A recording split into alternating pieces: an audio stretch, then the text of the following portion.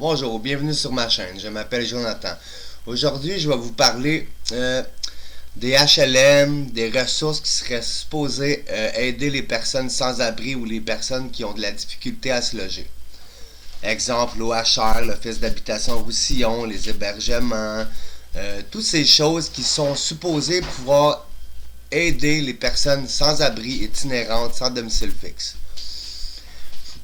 Depuis le 12 mai, moi et ma conjointe sommes sans abri.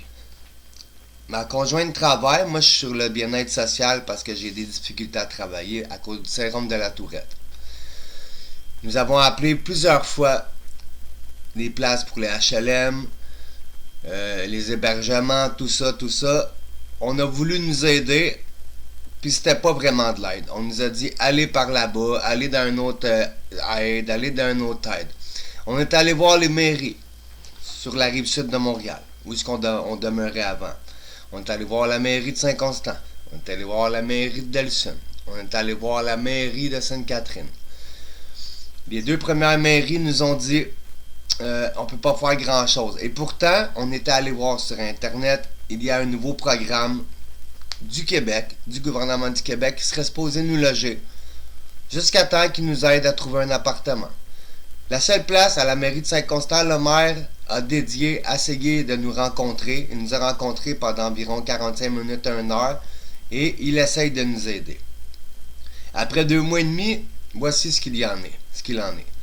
On a fini par nous loger à l'hôtel depuis environ 8-9 jours, au motel Sainte-Catherine à Sainte-Catherine. Ça, c'est bien. Mais il y a des choses que je ne comprends pas et que je ne respecte pas parce qu'ils disent des choses, ces organismes, et qu'ils ne les respectent pas. Ils donnent de l'espoir aux gens de la rue qui essayent de s'en sortir. On consomme pas, elle travaille, j'essaye d'aller à l'école et on nous niaise. La première affaire, il y a 2 semaines, on nous a parlé d'un logement. On est venu 3 fois voir la députée Fréchette, son attachée de presse, Madame Pinel. Elle nous a dit « Ah, on va sûrement pouvoir vous avoir une place. » On a parlé au téléphone à la personne, on a parlé. Pour finalement, 3 jours après, encore une fois qu'on se déplace à pied, genre 2-3 km à pied tout le temps, nous dire qu'en fin de compte, on ne pouvait pas, c'était pas pour nous, ça avait déjà été loué, blablabla. Et il y a une couple de jours, l'Office d'habitation de Roussillon, qui loue l'hôtel pour nous, gentiment, nous ont dit qu'il y avait quelqu'un qui aurait peut-être un appartement pour nous, c'est un autre genre d'organisme, et l'Office d'habitation de Roussillon, pour qu'on paye moins cher, aurait mis un budget à chaque mois pour qu'on paye moins cher le loyer. On est allé visiter l'appartement. Tout était beau, c'était neuf.